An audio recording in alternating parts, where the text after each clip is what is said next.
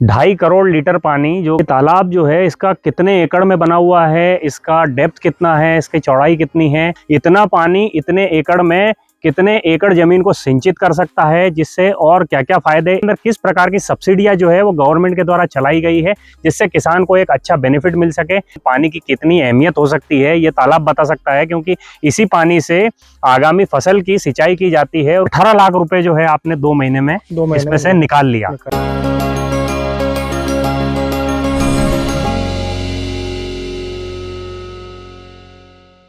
राम राम किसान भाइयों, स्वागत है फिर से एक बार मेरे YouTube चैनल वृंदा फार्म में। और आज हम आए हैं हरदा डिस्ट्रिक्ट के ग्राम बमन गांव में, जहां पर तालाब की योजना के अंतर्गत तालाब बनाया गया है। और ज़मीन अगर बिना पानी की हो तो एक ज़मीन का मुआयना बदल जाता है कि बंजर ज़मीन है, और बंजर ज़मीन की कोई कीमत नहीं होती। बिना पानी के खेती संभव नहीं है, और अगर पानी है तो बहुत सारे सोर्स खुल जाते हैं जिससे किसान जो है अपना दिनचर्या, खेतीबाड़ी और उसके बाद अपना उद्यमिक तरीके से खेती को आगे बढ़ा सकता है। तो पानी का कितना महत्व होता है इस चीज़ के बारे में हम डिटेल जानेंगे। ये तालाब जो है इसका कितने एकड़ में बना हुआ है, इसका डेप्थ कितना है, इसकी चौड़ाई कितनी है, इसी के साथ साथ कितने माइक्रोन की इसके अंदर जो है पेपर लगा हुआ है, उसी के साथ अगर हम जानेंगे कितने लीटर पानी जो है ये स्टोरेज कर सकता है, इसी के साथ इतना पानी इतने एकड़ में कितने एकड़ ज़मीन को सिंचित कर सकता है, जिससे और क्या क्या फ़ायदे, इसी के साथ इसमें बिना मोटर से इसके अंदर आप लगभग 10 से 15 एकड़ सिंचाई कर सकते हैं, वो क्या चीज़ है और किस तरीके की योजना इसके अंदर बढ़ाई गई है, हम सारी जानकारी डिटेल में जानेंगे। इसकी लागत भी हम देखेंगे कि किसान जो है वो कितने एकड़ में कराए, जिसमें कितने एकड़ में पानी जो है उसको पर्याप्त हो सकता है, साथ ही साथ उसमें लागत कितनी आती है, इसी के साथ इसके अंदर किस प्रकार की सब्सिडियाँ जो है वो गवर्नमेंट के द्वारा चलाई गई है जिससे किसान को एक अच्छा बेनिफिट मिल सके।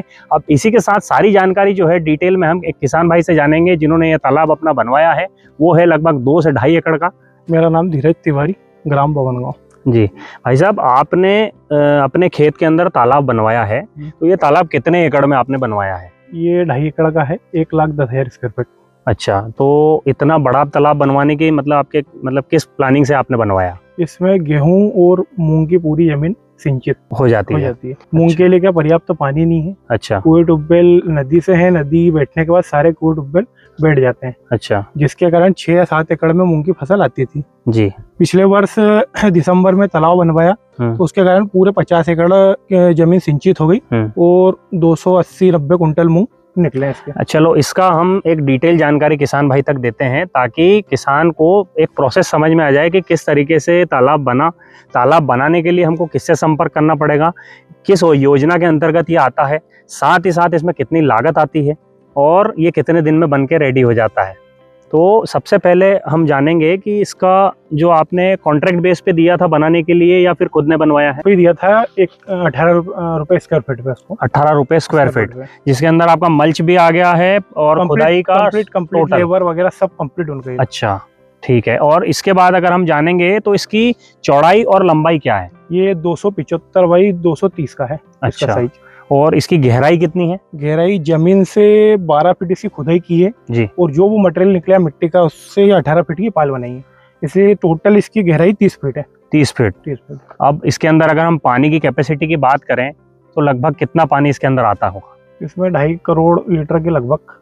अच्छा, 2.5 करोड़ लीटर पानी, जो कि अभी तक हमने पैसों की कैलकुलेशन में ही 2.5 करोड़ सुना था, लेकिन पानी की कितनी अहमियत हो सकती है ये तालाब बता सकता है, क्योंकि इसी पानी से आगामी फसल की सिंचाई की जाती है। और उस सिंचाई योजना के तहत उद्यम तरीके से व्यापार, हम एक तरीके से खेती में अच्छा मुनाफा कमा रहे हैं, क्योंकि इससे पहले जैसे किसान भाई ने बताया कि हम जो है लगभग 5 से 8 एकड़ में मूंग की बुआई कर रहे थे, जिसमें भी हमको लास्ट में पानी की समस्या देखने को मिल रही थी। और अभी इन्होंने बताया है कि एक बड़े रकबे में मूंग की पैदावार इन्होंने की है, साथ ही साथ उससे जो मुनाफा आया है उसमें लगभग इनकी कॉस्टिंग निकल गई, वो सारी चीज़ भी जानते हैं। तो आपने पहले कितने एकड़ में लगा रहे थे आप जब तालाब नहीं खुदवाया था? 10 एकड़ या 12 एकड़ में। अच्छा। उसमें भी दिक्कत आती थी पानी में, आखिरी पानी में, क्योंकि नदी खत्म होने के बाद कुएं ट्यूबवेल सारे बैठ जाते हैं। अच्छा। 60-70 बोरे मूंग पैदा होते टोटल निकल रहे थे जी। आपको जैसे ये तालाब बनवाया आपने, इस तालाब को बनवाने में आपकी कितनी जमीन गई? इसमें 2.5 एकड़ जमीन लगी हुई है। अच्छा, और 2.5 एकड़ में इसको आपको तालाब को बनवाने में लगभग कितना पैसा लगा? इसमें 19 से 20 लाख का खर्चा आया। अच्छा, 19 से 20 लाख रुपए का खर्चा आया। उसी के साथ इस पानी को आपने किस तरीके से अपने खेत में यूटिलाइज लिया और उससे क्या मुनाफा मिला, उसकी कहानी जानते हैं। हमने इसका उपयोग किया था जी। तो तालाब से जो नीचे की 25 एकड़ जमीन है जी, जो तालाब से नीचे थी, तो उसमें इसमें साइफन द्वारा काम चला। अच्छा, उसके बाद जब इसका लेवल नीचे गया तो इसमें 2-3 पनडुब्बी पटक के और पूरी 50 एकड़ जमीन सिंचित की। 50 एकड़ में आपका मूंग कितना निकला? 280-90 कुंटल के लगभग मूंग तुलाया इसमें। अच्छा, अगर हम बात करें तो 80 क्विंटल आपने बताया था कि पहले आप उत्पादन ले रहे थे। उत्पादन आ रहा था बिना अब अगर हम बात करें तो लगभग आप 200 क्विंटल का डिफरेंस जो है आ रहा है। 200 क्विंटल अगर हम जोड़ें तो सोसाइटी लगभग 8800 से 9000 के बीच में रेट है। तो 18 लाख रुपए जो है आपने 2 महीने में इसमें से निकाल लिया और 19-19.5 लाख का खर्चा आया। तो 2 महीने के व्यापार, मतलब 2 महीने का आपने जो मूंग की खेती की है उससे आपने मात्र 2 महीने 60 दिन के अंदर इसकी पूरी लागत निकल गई है। और इसकी अगर लाइफ की बात करें तो ये कितने साल जो है चल सकता है? कि जो पन्नी की गारंटी है, कंपनी ने 5 साल की वारंटी दी है। अच्छा, वैसे तो 5 साल की उन्होंने दी है, पर अपने यहाँ पत्थर नहीं है, मिट्टी है, काली मिट्टी जी, उसके कारण अपने यहाँ 8 से 10 साल निकाल देगी पन्नी। अच्छा, अब ये पन्नी की बात करें तो ये कितने माइक्रोन की पन्नी है? 500 माइक्रोन की है। अच्छा, आपने इसके अंदर ये तालाब जो बनाया है, इसको जैसे आपने बताया 30 फीट गहरा है, तो 30 फीट में आपने इसकी मिट्टी जो है वो कहाँ डंप की, कहाँ डाली? जमीन लेवल से 12 फीट इसकी खुदाई की है। अच्छा, 12 फीट की जो मिट्टी निकली है जी, उससे ये 18 फीट की इसकी पाल बनाई है। अच्छा, ये साइड शोल्डर जो है ये बनाया है, तो इसकी टोटल गहराई 30 फीट हो गई। इसकी तालाब की जो 2.5 एकड़ की मिट्टी, उसमें से एक ट्राली भी इधर उधर नहीं गई, पूरी मिट्टी यहीं पे। अच्छा, इसका क्या भविष्य में क्या भविष्य, अगर 5 साल बाद अगर अपने पास पर्याप्त सिंचाई हो जाए तो अपन ये पन्नी हटा के अपनी 2.5 एकड़ जमीन चालू कर सकते हैं। अच्छा, पूरी मिट्टी सारी मिट्टी अपने पास है। अच्छा, उसका फायदा जीवन भर के लिए गड्ढा रहेगा अपने पास। तो ये आप मतलब वापस इसको बूर के और बाकी 2.5 एकड़ जमीन चालू हो जाएगी। जी। अब इसके अंदर अगर हम पानी की बात करें, जैसे आपने बताया 2.5 करोड़ लीटर, तो ये बहुत बड़ा अमाउंट होता है जैसे पानी भरते हैं। तो इसमें आप किस तरीके से पानी को भर के और इसको मेंटेन करते हैं? पानी हमारे नदी है जी, नदी कुछ इसमें 50% पानी तो बारिश से भरा जाता है। अच्छा, और बाकी जो नदी हमारी चलती है फरवरी मार्च तक। हाँ, गेहूं में सिंचाई होने के बाद जो भी 2-4-5 दिन का टाइम मिलता है, बाकी पानी हम उससे भर लेते हैं। अच्छा, और 1-1.5 इंच के हमारे 2-3 ट्यूबवेल हैं, उनमें 3-3 हॉर्स पावर की हमने सिंगल फेस की मोटर डाल रखी है, उसको हम इसमें कंटिन्यू चला देते हैं। अच्छा, तो इस तरीके से किसान भाई मैनेज कर रहे हैं। एक सबसे बड़ी समस्या जो किसान देख रहे हैं, फेस कर रहे हैं, वो ये है कि परंपरागत तरीके से हम खेती तो कर रहे हैं, परंपरागत तरीके से हम ट्यूबवेल जो है वो ज़मीन के अंदर से पानी निकाल के ज़मीन का स्तर कुछ इस तरह चले गया है कि पानी अब हमको गहराई इतनी जानी पड़ती है कि पानी जो जितना चाहिए उतना नहीं मिल पा रहा है। उसी के लिए किसान भाई जो है ये एक ऑप्शन लेके आ सकते हैं, ताकि अगर आप एक बड़े रकबे में खेती करना चाहे और मान लो जनवरी फरवरी में आपके पास पानी ख़त्म हो जाए, तो उसके बाद क्या ऑप्शन है? आप या तो खेत को खाली छोड़ेंगे या फिर आपको ट्यूबवेल और कराना पड़ेगा, या नदी का इंतज़ार कर सकते हैं आप कब तक रहेगी। अगर वो श्योरिटी नहीं है, अगर रही तो आप तो खेती कर सकते हो, अगर नहीं रही तो फिर क्या करोगे? तो ऐसी स्थिति में आप तालाब पे जा सकते हैं।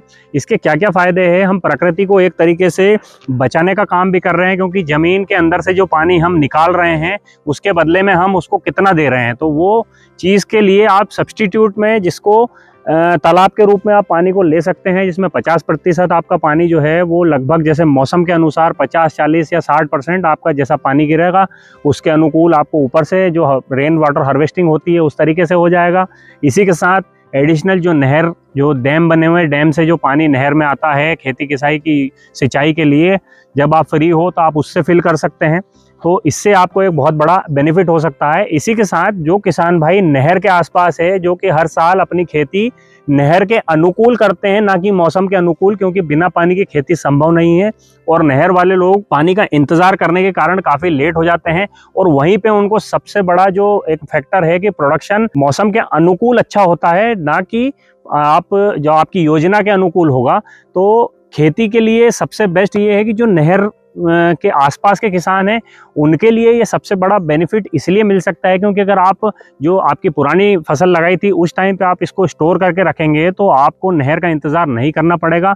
साथ में आप अपनी योजनाबद्ध विधि से अपने खेत की बुआई करके जितना पानी आपको रिक्वायरमेंट है आप ले सकते हैं। उसी के साथ जब नहर आ जाए आप इसको फिर से रिफिल कर लीजिए। इसमें आप खेती में समय से तो आप साथ में चलेंगे, साथ ही साथ आपका उत्पादन बढ़ेगा। उसी के साथ अगर बात करें तो एक एडिशनल फसल, जिसमें कई बार क्या होता है कि जो गर्मी की फसल होती है उस टाइम पे पानी कई बार नहीं मिल पाने के कारण हम एक फसल मिस कर देते हैं। अगर उस टाइम पे हमारे पास ये तालाब अगर हो तो ये हमारे लिए बहुत कारगर साबित हो सकता है, जिससे हम लाखों करोड़ों का टर्नओवर करके एक अच्छे व्यापार की ओर मतलब अग्रसर हो सकते हैं। तो ये तालाब इसीलिए बहुत इंपॉर्टेंट है। तो तालाब आपके अलावा लोगों ने देख के कहीं और कराए हैं? मेरे यहाँ मेरे भैया वगैरह ने 3 तालाब मेरे तालाब के बाद हुए हैं। अच्छा, 3 तालाब यहाँ पे हुए हैं और इस तालाब से आपको भरपूर फायदा मिला है? फायदा मिल रहा है। और इसकी लागत की अगर बात करें तो हमने कैलकुलेट किया था, लगभग 1 साल में आपकी लागत जो है निकल चुकी है। अब इसके बाद ये तालाब लगभग 8 से 10 साल हमारे लिए उपलब्ध है, जो कि 10 साल इसी तरीके से हमको मुनाफा देते जाएगा और जिससे हम हमारी खेती का स्तर और सुधारेंगे।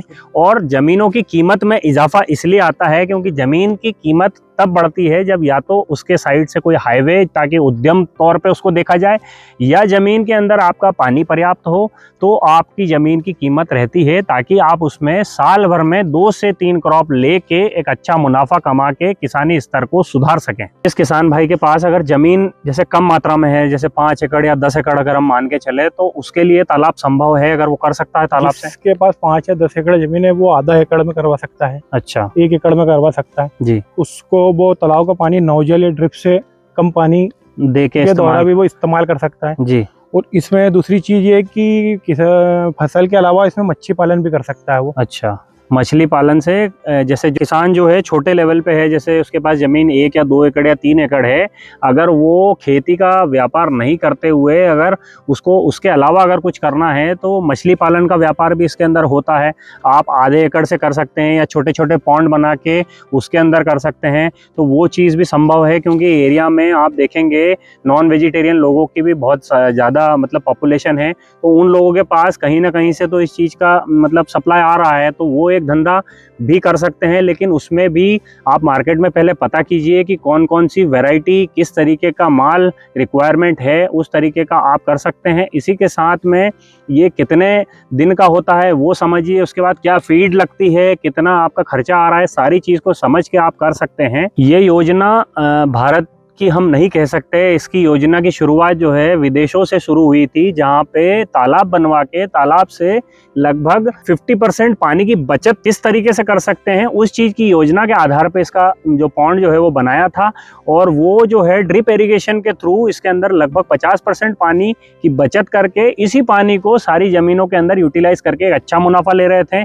उसी के साथ अगर दूसरे विकल्प की बात करें तो दूसरा विकल्प जो है वो स्प्रिंकलर विधि हो सकता है, क्योंकि स्प्रिंकलर विधि से भी फुहार विधि से जो पानी है लगभग 20 से 30% की बचत उसमें भी होती है। तो जो लोग छोटे लेवल पे कर रहे हैं वो एक तरीके से इन 2 विधि से कर सकते हैं। जैसे अगर किसी भाई के पास अगर 20 एकड़ जमीन है और वो आधे एकड़ 1 एकड़ में कर रहा है, तो उसको अगर पानी की पर्याप्त मात्रा चाहिए तो ड्रिप इरिगेशन पे जाके वो बागवानी खेती कर सकता है। उसी के साथ अगर साधारण खेती कर रहा है, जैसे गेहूं लगा रहा है, चना लगा रहा है, मूंग लगा रहा है, तो अगर उसका पानी पर्याप्त नहीं है तो वो स्प्रिंकलर विधि से इसके अंदर दे सकता है, या जो मिनी स्प्रिंकलर आते हैं जो ऑटोमेटिक एक बार सेट हो जाते हैं उसी के अकॉर्डिंग कर सकते हैं, ताकि आपको बार बार जो है सेटअप नहीं करना पड़े।